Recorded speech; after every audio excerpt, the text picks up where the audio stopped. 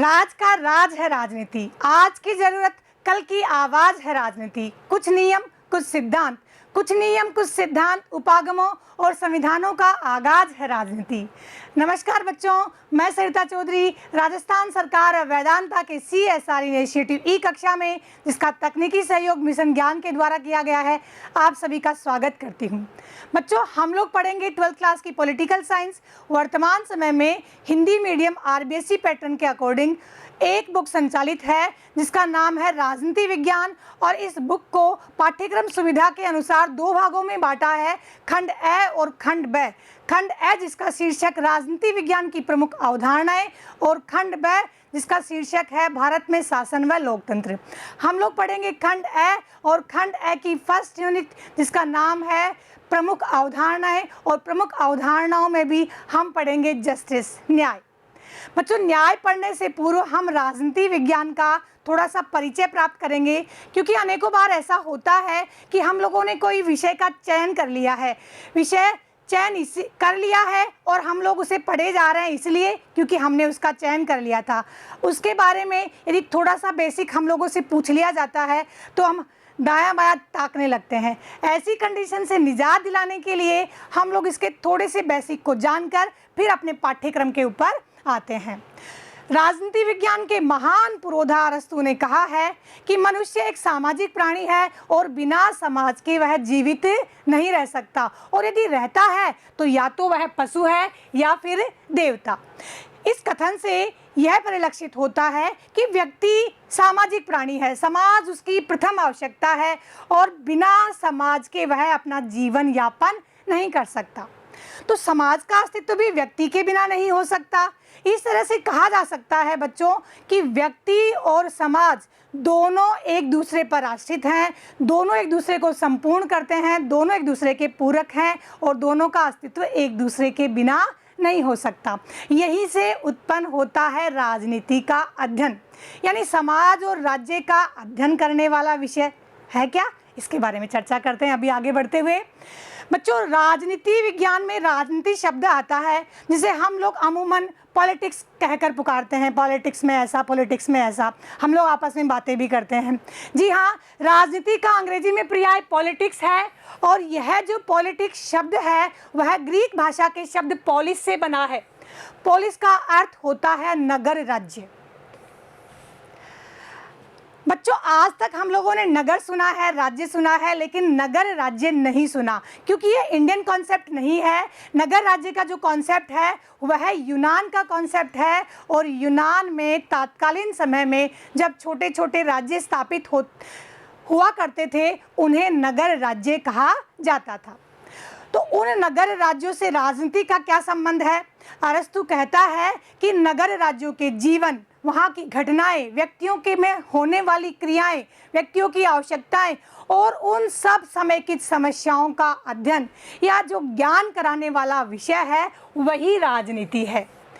यानी राजनीति का उद्भव कहाँ से हुआ?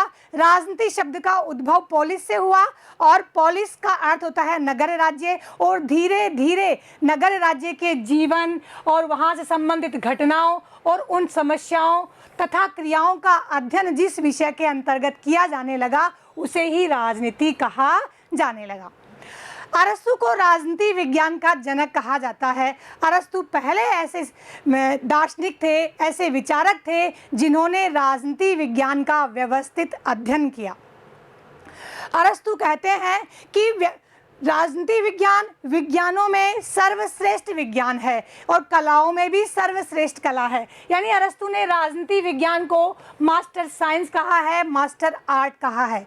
बच्चों, वीडियो पॉज कर लें और आराम से आप इसे नोट कर लें। जब भी कोई आप लोगों से पूछ ले कि किस विषय को अरस्तु ने मास्टर आर्ट कहा है या अरस्तु ने मास्टर साइंस किसे कहा है, तो आपका उत्तर होना चाहिए राजनीति विज्ञान को अरस्तु ने मास्टर आर्ट और मास्टर साइंस कहा है, परम विधा और सर्वोच्च विज्ञान कहा है। कहने का कारण यह है कि अरस्तु यह कहता है कि चाहे कोई भी विषय हो वह बिना राजनीति शास्त्र के संपूर्ण नहीं हो सकता। अंतिम ध्येय राजनीति शास्त्र ही होता है और इसीलिए अरस्तु कहता है कि राजनीति शास्त्र का ध्येय क्या है? व्यक्ति का शुभ करना, व्यक्ति का हित करना, यही राजनीति शास्त्र का ध्येय है, उद्देश्य है। अब बच्चों, हम लोगों ने राजनीति का अर्थ तो यहाँ पर जाना, लेकिन हम लोगों के प्रश्न दिमाग में अभी भी यही प्रश्न है कि विज्ञान क्या है? विज्ञान किसी भी विषय का व्यवस्थित और क्रमबद्ध अध्ययन किया जाता है, वह विषय विज्ञान कहलाता है। जब राजनीति यानी वहाँ की राज्य की घटनाओं, क्रियाओं, समस्याओं और वहाँ के रहने वाले व्यक्तियों का जब अध्ययन एक ऐसे विषय के अंतर्गत किया जाता है जो क्रमबद्ध और व्यवस्थित रूप से किया जा रहा हो, तो वह विषय राजनीति विज्ञान कहलाता है। अब इसे हम लोग परिभाषा के रूप में कहें तो कह सकते हैं कि राजनीति विज्ञान एक ऐसा विषय है जो राज्य, सरकार, वहाँ रहने वाले मानव, उस मानव के व्यवहार, सत्ता, शक्ति, निर्णय प्रक्रिया और उन सब समेकित व्यवस्थाओं का सैद्धांतिक और व्यवहारिक दोनों प्रकार से अध्ययन करने वाला विषय राजनीति विज्ञान कहलाता है। वीडियो पॉज करके आराम से आप इसे लिख लीजिए, क्योंकि ये मैंने आप लोगों के नोट करने के लिए ही लिखा है। तो समझ में आया बच्चों कि राजनीति विज्ञान एक ऐसा विषय है जो राज्य और उसकी संस्था, सरकार और वहाँ रहने वाले मानव की व्यवहार का सैद्धांतिक व्यवहारिक अध्ययन करने वाला विषय राजनीति विज्ञान कहलाता है। अभी हम लोगों ने पढ़ा कि अरस्तु कहते हैं कि मनुष्य का शुभ करना ही राजनीति शास्त्र का ध्येय है। अब जब हम लोग भी बचपन में जब पढ़ते थे तो यही प्रश्न हमारे दिमाग में आता था और स्वाभाविक ही आप लोगों के मस्तिष्क में भी यह प्रश्न आता होगा कि राजनीति शास्त्र क्या है और राजनीति विज्ञान क्या है। और बहुत बार बच्चे ऐसा क्वेश्चन पूछ भी लेते हैं कि मैम राजनीति शास्त्र और राजनीति विज्ञान क्या है। बच्चों, क्लियर करना चाहूँगी, राजनीति शास्त्र और राजनीति विज्ञान दोनों राजनीति से संबंधित विषय ही हैं, यानी दोनों एक ही विषय हैं और इनमें कुछ अंतर है। वह अंतर है केवल दो आधारों पर मुख्य रूप से। वो मुख्य दो आधार हैं। वो दो आधार हैं, पहला आधार है काल का अंतर यानी समय का अंतर और दूसरा आधार है वह है अध्ययन पद्धति का अंतर। प्राचीन काल में जब राजनीति का अध्ययन किया जाता था तो उस विषय को राजनीति शास्त्र कहा जाता था और वर्तमान समय में जिस विषय के अंतर्गत राजनीति का अध्ययन किया जाता है वह विषय राजनीति विज्ञान कहलाता है।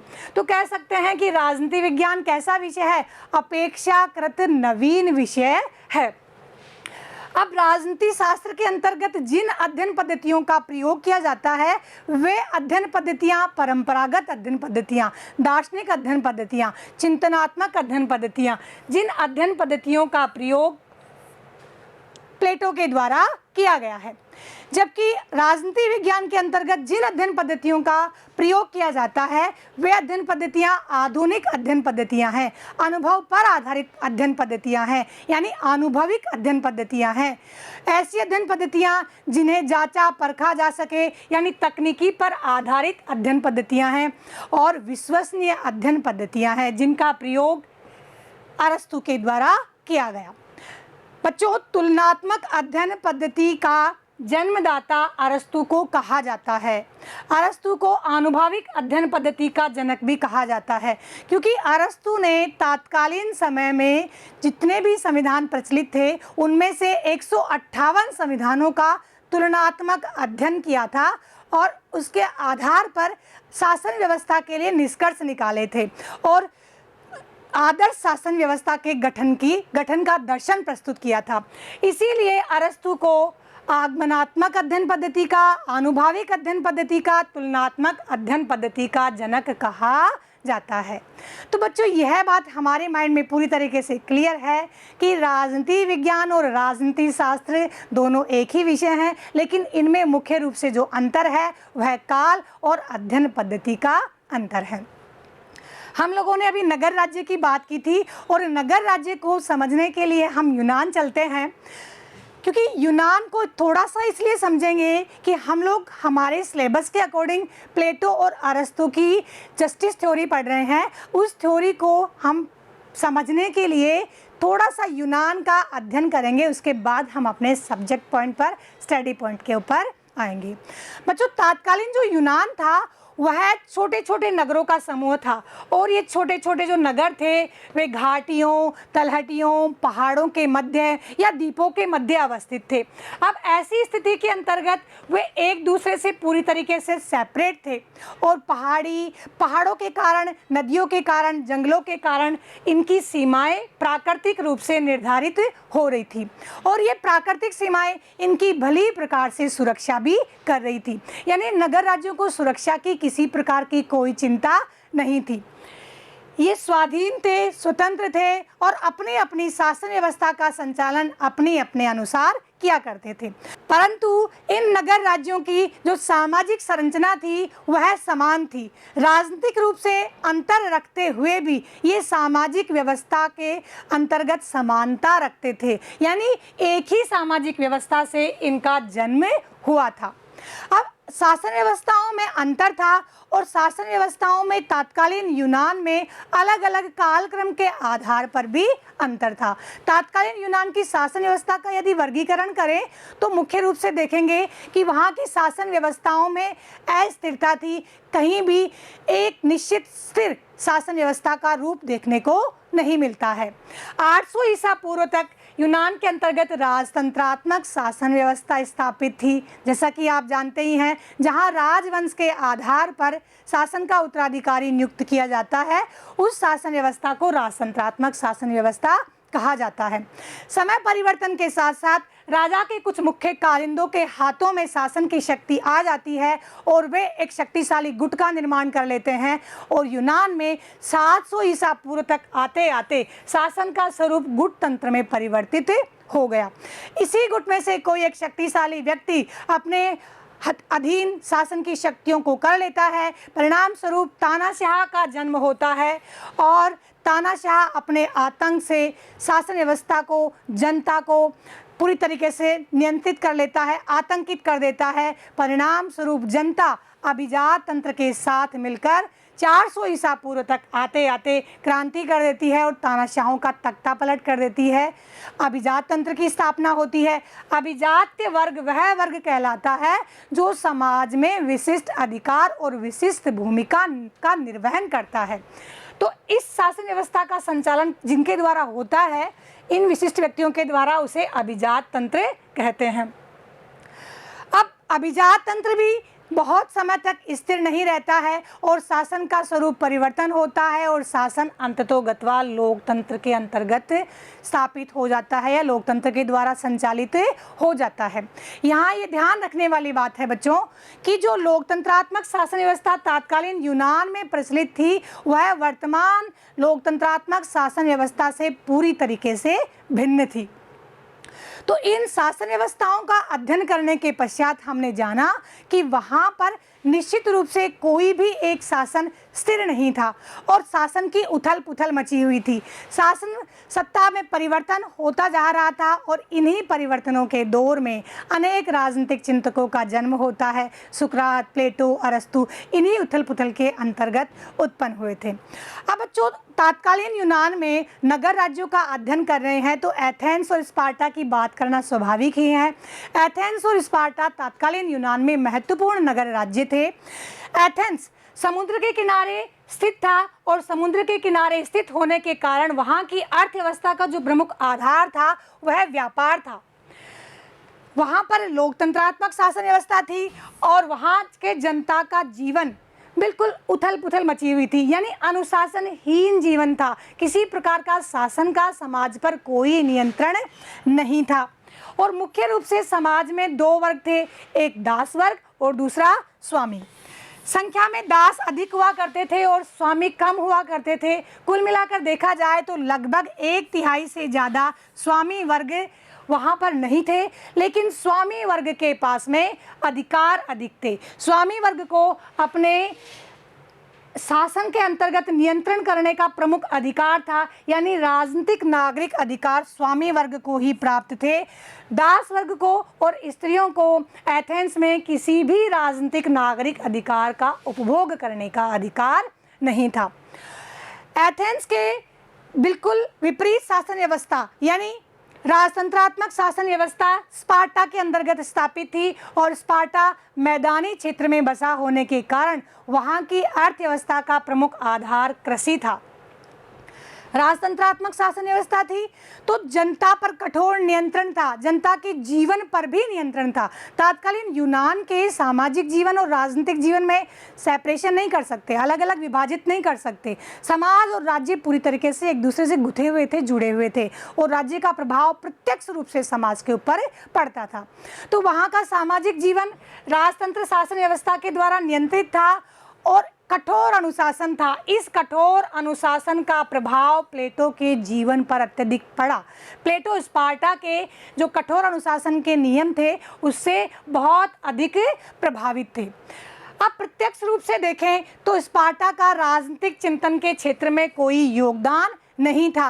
एथेंस और स्पार्टा की शासन व्यवस्थाओं का और सामाजिक संरचना का अध्ययन करने के पश्चात अब हम प्लेटो के बारे में जानते हैं। बच्चों, जिस एथेंस की हमने चर्चा की उसी एथेंस में प्लेटो का जन्म 427 ईसा पूर्व होता है और उसकी मृत्यु 347 ईसा पूर्व होती है। इस प्लेटो का बचपन का नाम एरिस्टोक्लीस था और यह एरिस्टोक्लीस शारीरिक रूप से सुंदर, शारीरिक सौष्ठव के कारण और मजबूत और चौड़े कंधे वाला होने के कारण अफलातून व प्लेटो कहलाने लगा। धीरे धीरे इस एरिस्टोक्लीस का नाम प्लेटो प्रचलन में आ गया। पश्चिमी परंपरा में पहला व्यवस्थित सिद्धांतकार प्लेटो कहा जाता है। प्लेटो ने सबसे पहले व्यवस्थित सिद्धांत देने का प्रयास किया और पश्चिमी परंपरा में ही नहीं, राजनीति विज्ञान के क्षेत्र के अंतर्गत सबसे पहले न्याय सिद्धांत का वर्गीकरण करने वाला विचारक भी प्लेटो ही है। बच्चों, प्लेटो के जीवन पर बहुत सारी घटनाओं का प्रभाव पड़ा और हर व्यक्ति पर प्रभाव पड़ता है और उस प्रभाव को वह अपने विचारों के माध्यम से और अपनी बातों के माध्यम से प्रकट करता है या अपने लेख के माध्यम से प्रकट करता है।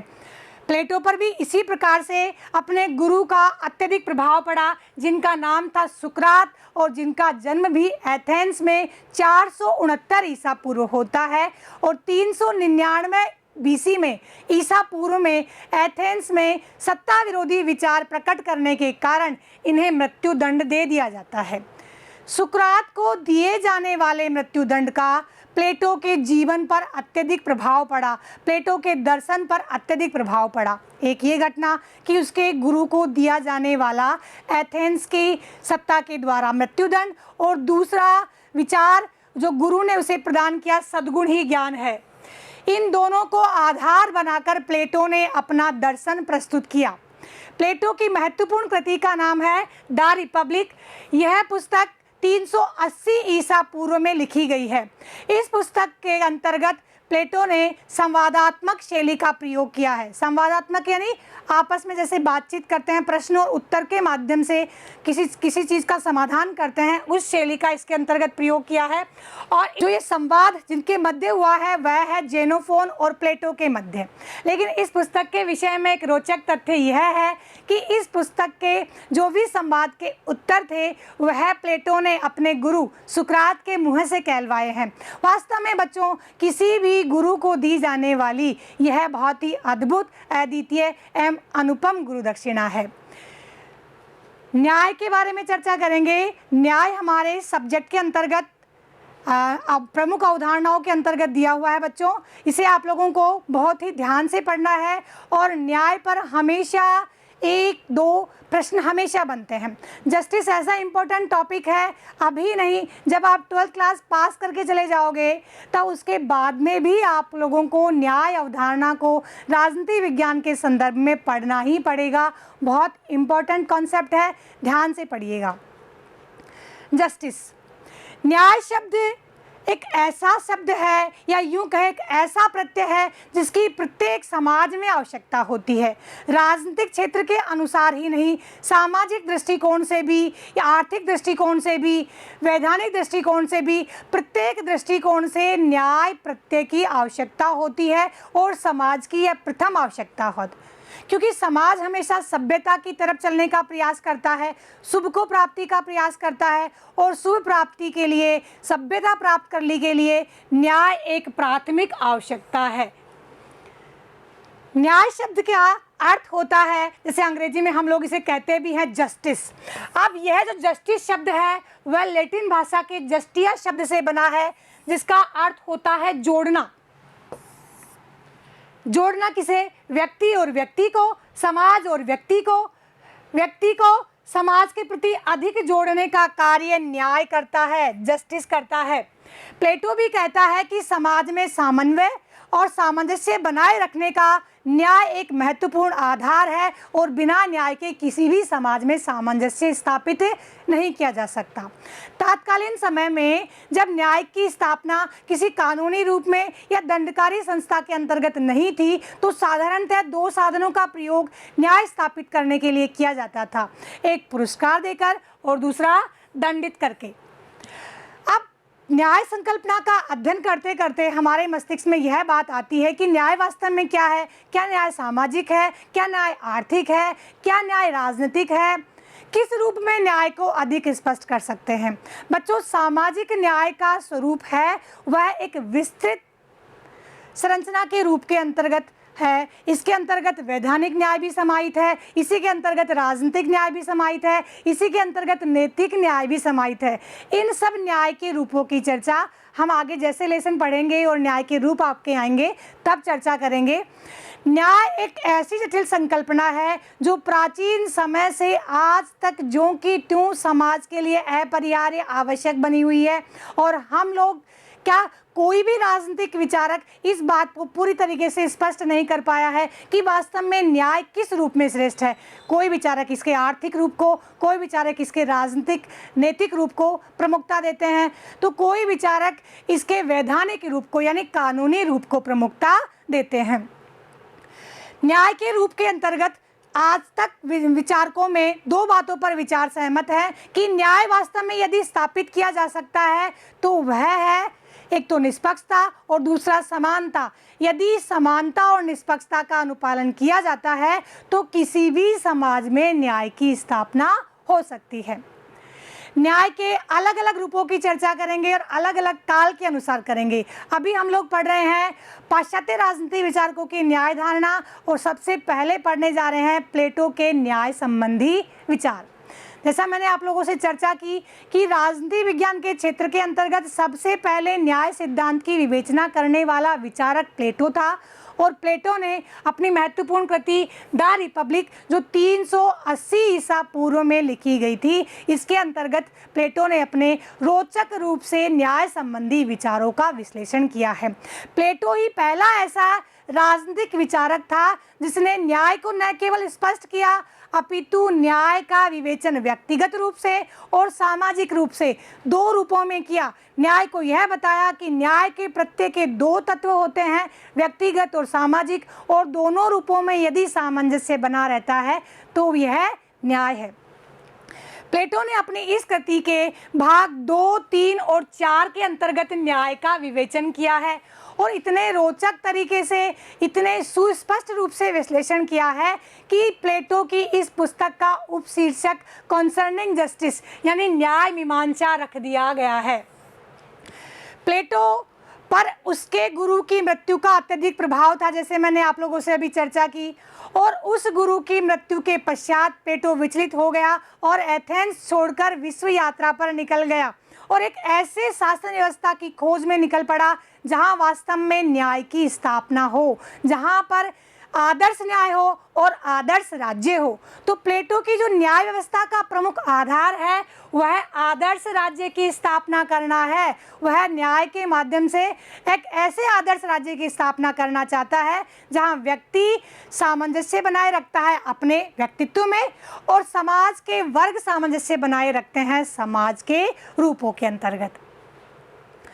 प्लेटो कहता है कि व्यक्ति यदि अपने कर्तव्यों का अनुपालन करता है तो वास्तव में वह न्याय की अनुपालना ही कहता है। प्लेटो के शब्दों में सुनिए, निर्दिष्ट कार्य को करना और दूसरों के कार्य में हस्तक्षेप न करना ही न्याय है।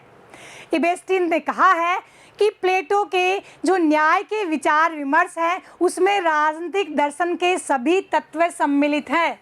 कहने का तात्पर्य है प्लेटो के न्याय वह सोपान है जो उसके राजनीतिक दर्शनों के अंतिम पायदान तक पहुंचाने का कार्य करता है। चाहे वह प्लेटो के लोकतंत्र विरोधी विचार हों, चाहे वह आदर्श राज्य की स्थापना करता हो, चाहे वह शिक्षा व साम्यवाद की बात करता हो, चाहे वह आदर्श न्याय परिकल्पना की बात करता हो, किसी भी स्वरूप की बात करें, उसके आधार में उसके जो न्याय के तत्व हैं, जो न्याय के विचार हैं, वे प्रमुख रूप से दृष्टिगोचर होते हैं।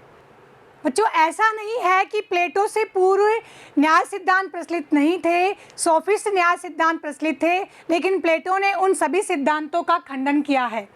परंपरावादी सेफालस कहते हैं कि सत्य बोलना और अपना ऋण चुका देना ही न्याय है।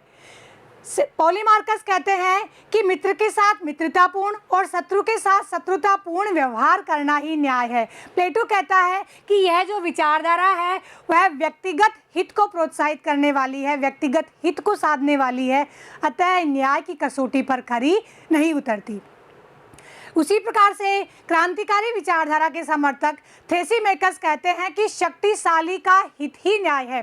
प्लेटो इस विचारधारा का खंडन करते हैं और कहते हैं कि शक्तिशाली का हित यानी शासक का हित यदि न्याय है तो सार्वजनिक जनता को न्याय कैसे प्राप्त होगा। उग्रवादी विचारधारा के ग्लाकन कहते हैं कि न्याय भय की संतान है। यहाँ ग्लाकन हॉब्स से समानता रखते हैं और कहते हैं कि न्याय एक ऐसा आश्रय है जिसकी शरण में कमजोर व्यक्ति छुप जाते हैं, न्याय की आड़ प्राप्त करना चाहते हैं। तो इस तरह से इन तीनों विचारधाराओं का खंडन प्लेटो ने किया है और प्लेटो ने अपने न्याय सिद्धांत का निरूपण किया है। जो प्लेटो का न्याय सिद्धांत है वह सावयवी संरचना पर आधारित है, यानी शरीर रचना सिद्धांत के अनुसार उसका वर्गीकरण किया है, वर्णन किया है। प्लेटो ने न्याय के दो रूप बताए हैं, एक है व्यक्तिगत न्याय और दूसरा है सामाजिक न्याय। बच्चों, कॉपी पेन लें और साथ में लिख लें कि प्लेटो के न्याय के दो रूप हैं, व्यक्तिगत न्याय और सामाजिक न्याय। व्यक्तिगत न्याय के रूप में प्लेटो ने आत्मा के गुणों के रूप में न्याय को बताया है, यानी व्यक्ति की आत्मा में तीन तत्व होते हैं, तीन गुण होते हैं, वे हैं विवेक, साहस और संयम, जिन्हें सद्गुण कहा है। प्लेटो ने न्याय को भी मौलिक सद्गुण कहा है और उस सद्गुण की प्राप्ति के लिए आत्मा के तत्वों का सहारा लिया है, उनके माध्यम से स्पष्ट करने का प्रयास किया है। प्लेटो कहता है कि इन आत्मा के तत्वों से प्रेरित होकर ही समाज में तीन वर्गों का निर्माण होता है। प्लेटो ने कहा है कि व्यक्ति की आत्मा में तीन तत्व मुख्य रूप से होते हैं, वह है नॉलेज यानी ज्ञान, मनोवेग और एप्टाइट बुभुक्षा, तृष्णा। अब इन तीनों प्रधान तत्वों में से एक गुण प्रकट रूप में आता है, वह व्यक्ति के व्यक्तित्व का निर्धारण करता है। यानी आत्मा में तो तीनों ही तत्व अवस्थित होते हैं, लेकिन उनमें से कोई एक गुण सद्गुण रूप में आता है, प्रकट रूप में आता है, तो वह निश्चित समय उपरांत या व्यवहार में जब समाज में व्यक्ति आता है और समाज में अपनी भूमिका का निर्वहन करता है तो एक वर्ग का निर्माण करता है, जिसे प्लेटो ने कहा है सामाजिक वर्ग। प्लेटो कहता है कि व्यक्ति का प्रधान तत्व यानी नॉलेज है, वह जब सद्गुण रूप में आता है तो वह विवेक बन जाता है और यह विवेक शरीर में एक निश्चित स्थान पर निवास करता है, विवेक मस्तिष्क में निवास करता है। और जब व्यक्ति समाज में अपनी भूमिका का निर्वहन करता है, समाज में वर्ग का निर्माण करता है विवेक से प्रेरित होकर, तो वह वर्ग बनता है दार्शनिक वर्ग यानी शासक वर्ग। मनोवेग या इमोशन जब सद्गुण रूप में प्रकट होते हैं तो वे कहलाते हैं साहस, और ये व्यक्ति के वक्ष स्थल पर निवास करते हैं। और जब व्यक्ति साहस से प्रेरित होकर साहस तत्व से जब प्रतिरूप में या प्रतिफल रूप में किसी वर्ग का निर्माण करता है तो वह होता है सैनिक वर्ग। और तीसरा एपेटाइट या बुभुक्षा, तृष्णा, जब यह प्रधान तत्व सद्गुण रूप में आता है तो संयम कहलाता है, और यह संयम व्यक्ति के उदर में निवास करता है और वह व्यक्ति उत्पादक वर्ग का निर्माण करता है। इस तरह से प्लेटो कहता है कि समाज में व्यक्ति अपनी अपनी भूमिका का निर्वहन करता है, अपने अपने निर्दिष्ट कार्यों को करता है। देखो बच्चों, प्लेटो का न्याय व्यक्तिगत भी है और प्लेटो का न्याय सामाजिक भी है। व्यक्तिगत स्तर पर आत्मा के गुणों के रूप में यानी विवेक, साहस और संयम के माध्यम से व्यक्ति अपने व्यक्तित्व में सामंजस्य बैठाता है, और समाज के 3 वर्ग दार्शनिक, सैनिक और उत्पादक, इन तीनों के माध्यम से समाज में सामंजस्य बिठाने का कार्य करता है, संतुलन बिठाने का कार्य करता है। जैसे हम लोगों ने स्टार्टिंग में पढ़ा था, प्लेटो कहता है कि न्याय समाज में सामंजस्य और संतुलन बिठाए रखने का कार्य करता है, और यह कार्य वह व्यक्तिगत और सामाजिक 2 रूपों के अंतर्गत करता है।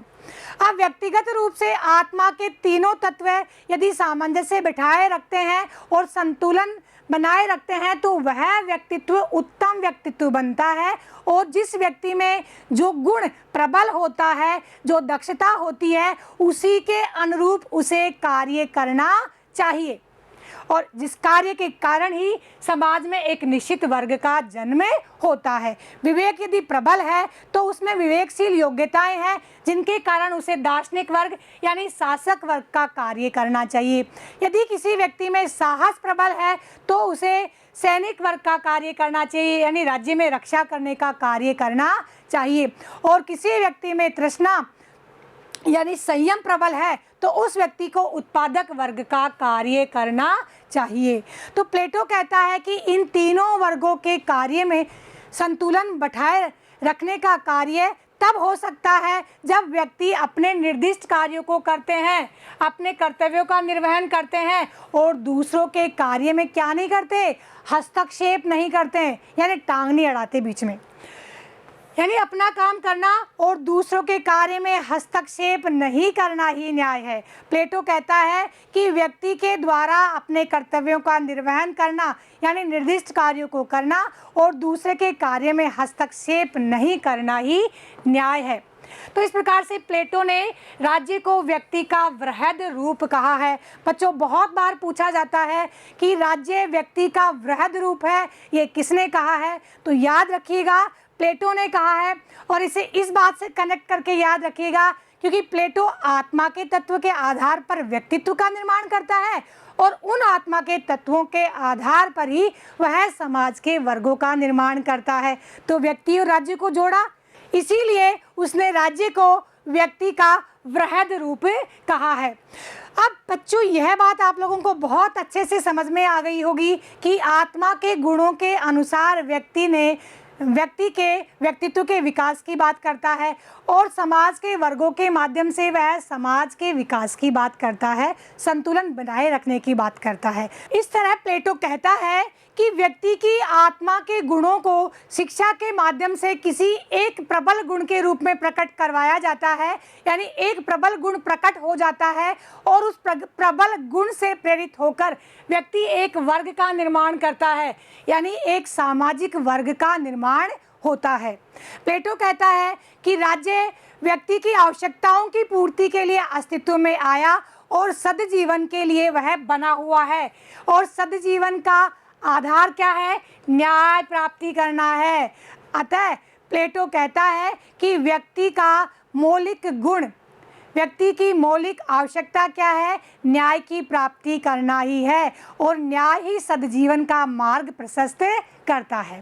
प्लेटो के न्याय की विशेषताएं। प्लेटो का न्याय है विशेषीकरण के सिद्धांत पर आधारित है। कैसे? वह आत्मा के गुणों के रूप में अलग अलग विशेषीकरण करता है, इसी प्रकार से समाज के वर्गों के रूप में भी अलग अलग विशेषीकरण करता है, अलग अलग कार्यों का निर्धारण करता है। प्लेटो का न्याय एक नैतिक संकल्पना है। नैतिक संकल्पना कैसे? व्यक्ति को अपने कर्तव्यों का पालन करना है, निर्दिष्ट कार्य को करना है, न कि कानून के डर से या भय से करना है। क्योंकि इसलिए करना है क्योंकि ये व्यक्ति के क्या है, निर्दिष्ट कर्तव्य है। निर्दिष्ट या निर्देशित किए गए, बताए हुए कर्तव्य हैं, निर्धारित किए हुए कर्तव्य हैं, उनका पालन करना है। तो इस तरह से प्लेटो का न्याय एक नैतिक सिद्धांत है, न कि कानूनी सिद्धांत है। प्लेटो कहता है कि यदि न्याय में यानी कार्य में हस्तक्षेप होता है तो यह न्याय में बाधा है। यानी प्लेटो हस्तक्षेप को अनिष्टकारी मानते हैं, अन्यायकारी मानते हैं। यदि एक वर्ग के कार्य में दूसरे वर्ग का द्वारा हस्तक्षेप किया जाता है तो वह क्या है, अन्यायकारी है, अनिष्टकारी है, और ऐसा अन्याय समाज को पतन की ओर उन्मुख कर देता है। तो किसकी मान्यता होनी चाहिए, हस्तक्षेप की मान्यता होनी चाहिए। किसी भी वर्ग के द्वारा दूसरे वर्ग के कार्यों में हस्तक्षेप नहीं होना चाहिए। प्लेटो ने व्यक्तिगत रूप से आत्मा के तत्वों के रूप में न्याय को स्पष्ट किया है, और बाहरी रूप से वह यानी सामाजिक रूप से वह मानता है कि समाज के वर्ग के रूप में न्याय की स्थापना होती है।